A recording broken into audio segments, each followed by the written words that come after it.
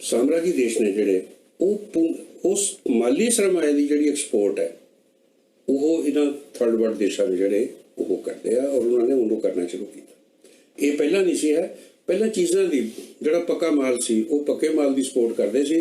गरीब देशों तो गुलाम देशों के विचों कच्चा माल लैके वह पक्का बना के इतों कपाह लै गए, उत्थे कपड़ा बनाता, तो इस तरह इतों कुछ होर चीज़ां लै गए, कोई शुगर चाउंडे दी चीज़ उन्होंने तो बनाती, कॉफ़ी लै गए उसकी कोई चीज़ बनाती, लोहा लै गए उस तो नवीं मशीनां बना के इत्थे भेज दित्तियां।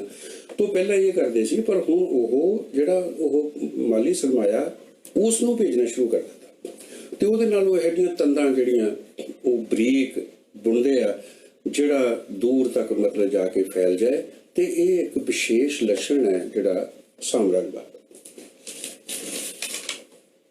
ਇਹਦੇ ਨਾਲ ਹੀ नंबर 3 ਦੇ ਉੱਤੇ ਇਹ ਜਿਹੜਾ ਸਰਮਾਇਆ ਉਹਨਾਂ ਨੇ ਭੇਜਿਆ, ਇਹ ਕੋਈ ਉਹਨਾਂ ਨੇ ਉਸ ਦੇਸ਼ ਦੇ ਵਿਕਾਸ ਲਈ ਨਹੀਂ ਭੇਜਦੇ। ਗਵਰਨਮੈਂਟ ਨੂੰ ਗ੍ਰਾਂਟਾਂ ਜਾਂਦੀਆਂ, ਪ੍ਰਾਈਵੇਟ ਗ੍ਰਾਂਟਾਂ ਜਾਂਦੀਆਂ, ਪ੍ਰਾਈਵੇਟ ਲੋਨ ਜਾਂਦੇ ਆ ਔਰ ਉਹਨਾਂ 'ਚ ਸ਼ਰਤਾਂ ਮਿਲਾ ਦਿੱਤੀਆਂ ਜਾਂਦੀਆਂ ਕਿ ਤੁਸੀਂ ਸਾਡੇ ਕੋਲੋਂ ਆਹ ਸਮਾਨ ਖਰੀਦੋਗੇ, ਖਾਸ ਤੌਰ 'ਤੇ ਜੰਗੀ ਸਮਾਨ ਖਰੀਦੋਗੇ ਜਾਂ ਕੋਈ ਸ਼ਿਪ ਖਰੀਦੋਗੇ, ਜਾਂ ਇਹ ਕਰਜ਼ਾ ਦੇ ਕੇ ਨਾਲ ਇਹ ਲਿਖਾ ਲੈਂਦੇ ਆ ਕਿ ਅਸੀਂ ਤੁਹਾਡੇ ਸਾਨੂੰ ਇੱਕ ਇਹ ਉੱਥੇ ਅਧਿਕਾਰ ਦੇ ਦਿਓ कि असीं एक बंदरगाह डिवेलप कर लीए, असीं कोई इस तरह का एयरपोर्ट डिवेलप कर लीए। और शरेआम ये चीज़ां हो रही हिंदुस्तान के विच, क्योंकि वो इस दे नाल अंदर घुसपैठ है जिहड़ी उसनूं अपनी नूं होर मजबूत है जिहड़ी वो कर लैंदे आ।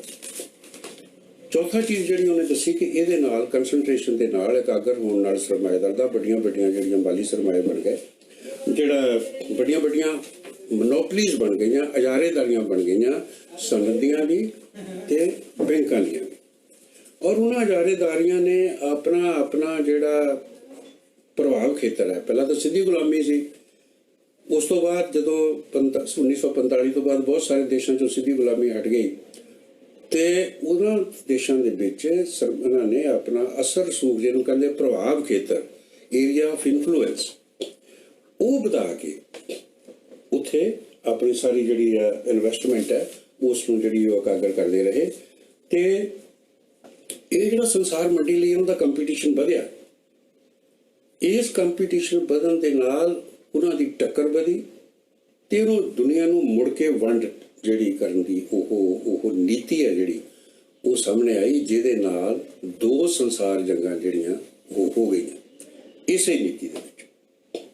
तो असीं ये देखदे हां कि ये साम्राज्य के जिहड़े लक्षण है वो हुण भी जिहड़ा वो उस तरह ही प्रगट हो रहा है, देशों को दबा रहे हैं, लोगों की एक्सप्लॉइट कर लुट कर रहे हैं। और साडे देश के हाकम है जिहड़े वो 47 तो बाद भी और हुण 91 तो बाद भी बड़ी शिद्दत के नाल एक दूजे के मोहरे हो के ये नीतियां जिहड़ियां वो लागू करन ते लगे हो रहे हैं। और इसका जिहड़ा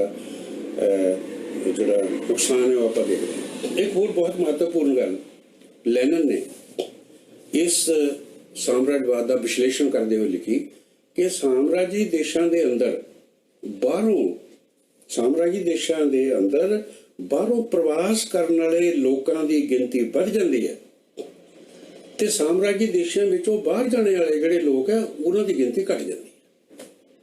अज असीं पंजाब की सिचुएशन देख लीए तो असीं आराम नाल देख सकते हैं कि लखां की गिनती हर साल पंजाबी स्टूडेंट स्टडी के नाम के हेठां वो जिहड़े माइग्रेट करके मतलब इमीग्रेशन करके बाहरले यूरोपीयन देशों में जा रहे हैं, खास तौर पर कनेडा में जा रहे हैं। पहला सब उन्होंने भी जाते सी, इटली भी बहुत गए, यूरोप की बहुत सारिया थावां ते गए, ब्रिटेन के विच बहुत सारे गए, छोटे मोटे होर देशों में भी गए। तो सब तो बाद आज़ादी होड़ है जिहड़ी एक छोटा जिहड़ा साम्राज्य देश है कनेडा उहदे जाण नूं लगी हुई, जिथे वो अपने इत्थे पैसा भेजते हैं, इत्थे आके सीधी लुट करते हैं। तो साडियां मजबूरियां ये है, साडे देश का विकास इउं नहीं हो रहा, यूथ के लिए वो मौके नहीं होंगे, वो स्टेटस नहीं होंदा, तो इस करके वो उत्थे भी तुर पैंदे और हुण भी तुरी जा रहे हैं। और उत्थे जाके ये तो नहीं है कि उन्होंने पूरी बेज ले लेंदे आ, उन्होंने उत्थे पूरी उजरत नहीं मिलती, मतलब तरह तरह के नाल उन्होंने एक्सप्लॉयटेशन, तरह तरह के नाल उन्होंने मुश्किल है जिहड़ी वो पैदा होंदी है, जिहदे करके वो जिन्ने उन्होंने मतलब तनख्वाहां उत्थों का रेगूलर मजदूर लैंदा, उत्थों के जिहड़े साडे एक स्टूडेंट काम है इन्हां नूं उहदे नालों बहुत थोड़े पैसे वो दिंदे आ। सो बड़ी सस्ती किरत मिल रही है उन्होंने, उन्हों का ढांचा फिर बहुत अच्छा चल रहा। तो ये देखने को लगता भी वो बहुत खुशहाल हो के उत्थों मुड़नगे, पर जिन्नी उन्होंने जो कुछ उत्थे दे आना, वो जिन्ना लिया उहदे नालों किते ज़्यादा उत्थे जो दे के आना वो घट है। जो किरत उन्होंने अपनी उत्थे खर्च करे आनी है, उहदे नालों जिहड़े पैसे कमा के लिया जो उसका टोटल ला लीए तो किते घट है। इस करके ये जिहड़ी ये चीज़ है, ये ब्रेन ड्रेन है, ये बहुत बड़े पद्धर के उत्ते हो रही है, जिसका इस समाजवादी साम्राज्य व्यवस्था के तहत हो रही है, जिसका साडे देश के हाकमां नूं उन्होंने कोई इहदे नाल वाह वास्ता नहीं है। उन्होंने खुला छड्डिया होया कि वो मौज करदे। इस स्थिति के विच ही लैनिन की दूसरी बड़ी कंट्रीब्यूशन जिहड़ी इहदे विचों निकलदी सी, वो जंग बारे। ਉਹਦਾ एक बड़ा मशहूर कथन है कि साम्राज्य का मतलब होंदा जंग। क्यों जंग? क्योंकि साम्राज्य जिहड़ियां कंपनियां ने, मल्टीनेशनल कंपनियां ने, उन्हां दीयां प्रतिनिधि सरकारां ने, वो अपने असर रसूख के खातर लड़दियां ने। अगे तो अगे जाके मंडी लेना चाहुंदियां, कच्चा माल जिहड़ा लेना चाहुंदियां, अपना माल बेचना चाहुंदियां, उतों का माल लिया चाहुंदियां, और उसदे लई अपने फौजी खेतर भी, अपने पोलिटिकल जिहड़े बेस है वो भी उत्थे बिल्डअप करना चाहुंदियां, एरिया ऑफ इन्फ्लुएंस है जिहड़ा वो बनाउणा चाहुंदियां। तो जंग है जिहड़ी इहदे विचों निकलदी है। तो लैनिन ने कहा कि आ जिहड़ी जदों पहली संसार जंग है, जदों उस दे विच इनकलाब की तैयारी हो रही सी, तो उदों जंग के शुरू तो पहले ही 14 की जो शुरू हुई है, उस तो पहले ही 1914 तो पहला लैनिन ने अपने बहुत सारे लेखों के विच कहना शुरू कर दिता कि पहली गल यह कि ये जंग है जिहड़ी ये बेन्यायी जंग है, ये जस्ट वार नहीं हैगी। क्यों? क्योंकि एक देश का सरमायादार दूजे देश के सरमायादार तो इलाका खोना चाहता, एक देश का सरमायादार दूसरे देश तो मंडी खोनी चाहता, और कह यह रहा कि मैं अपनी मातृ भूमि, अपनी पैतृक भूमि के जिहड़ी राखी है वो विकास लई है, ये कर रहे हैं, उसकी तरक्की लिए कर रहे हैं। तो सिट्टे वजों वो एक देश के मजदूर है, किसान है जिहड़े, उन्होंने दूजे देश के मजदूरों के किसानों के खिलाफ लड़ा रहा। इस करके ये जंग भरा मार जंग है कि कम्युनिस्ट इस जंग च किसी गवर्नमेंट की सपोर्ट नहीं कर रही।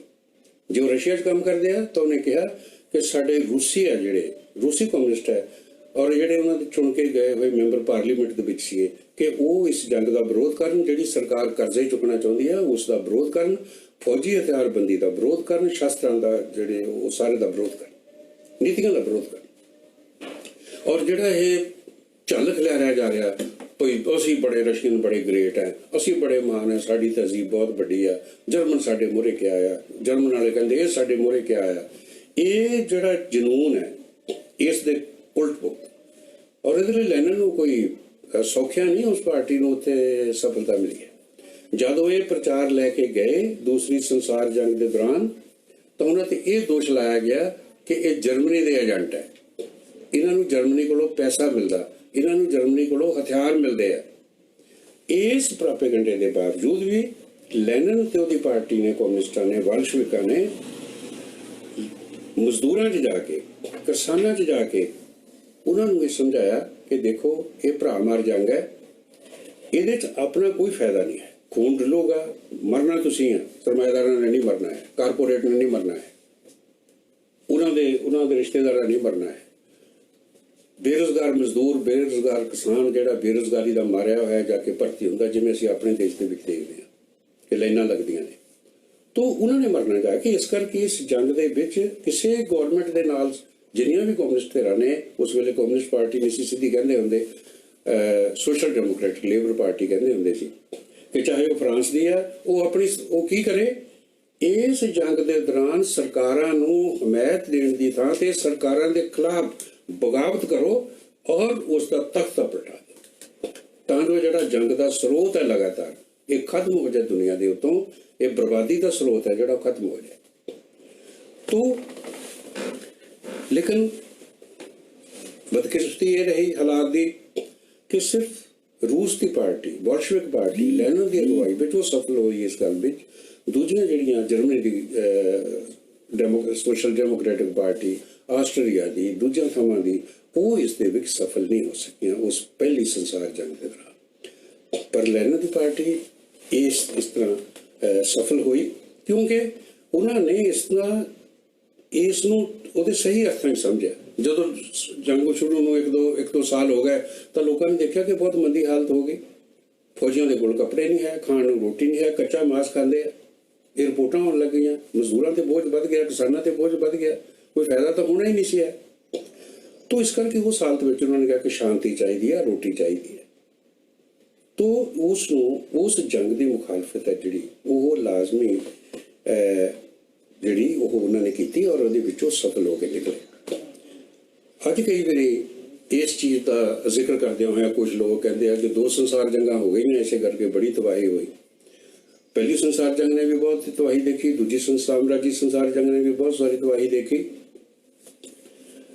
भाई हुण दौर खत्म हो गया, साम्राज्यवादियों ने आपस में ही समझौता कर लिया। हुण वो बहुता इदा भिड़ते नहीं है, इस करके कई साल हो गए, कितने साल हो गए 45 तो बाद 55 साल हो गए, 20 है पा लीए 75 साल हो गए, भाई कोई संसार जंग नहीं लगी। ये बड़ी एक खुशफहमी है जी फैलाई जाती है या समझ है जी।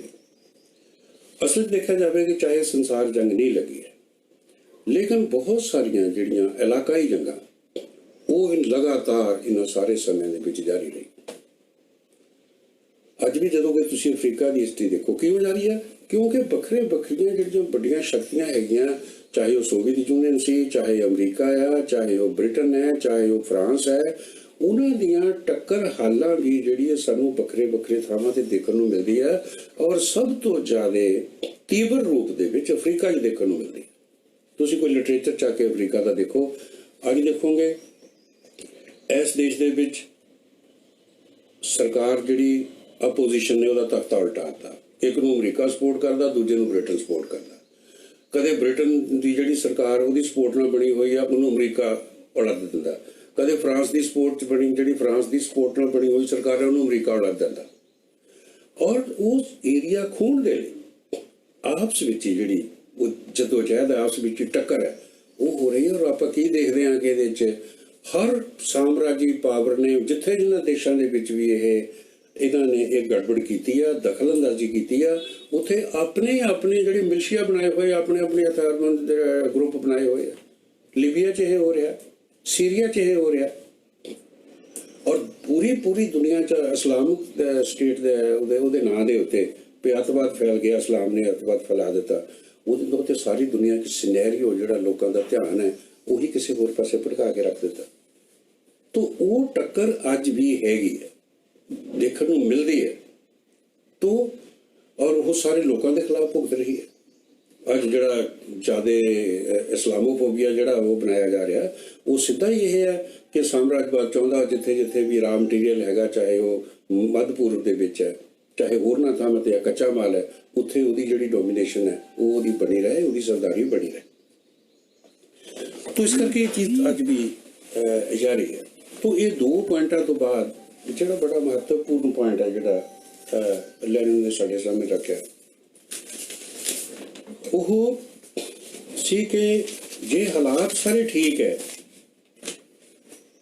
सूटेबल है, तो लैनिन ने कहा कि इस हालात नूं इनकलाब विच तब्दील करने लई एक तो इनकलाबी सिद्धांत चाहिए और उस इनकलाबी सिद्धांत के उत्ते स्थापित कोई पार्टी चाहिए, मजदूर जमात की पार्टी चाहिए जिहड़ी उहदी प्रतिनिधित्व करती हो। और इस पार्टी को बनाने के लिए लैनिन ने बहुत ज़्यादा जिहड़ी कंट्रीब्यूशन की। उस तो पहला कोई इदां दी मजदूर जमात की इंडिपेंडेंट पार्टियां इस तरह दी जिहड़ियां कम्युनिस्ट करैक्टर वालियां होण वो नहीं सी है। तो इस करके उन्होंने इसनूं इहदी उसारी है जिहड़ी वो किदां दी होवे, इहदा प्रोग्राम किहो जिहा होवे, इहदे नियम किहो जिहे होण, तो ये किहड़े किस रुझान नूं किदां दे रुझान नूं प्रगट करे, इहदे उत्ते बहुत डिबेट है जिहड़ी वो होई।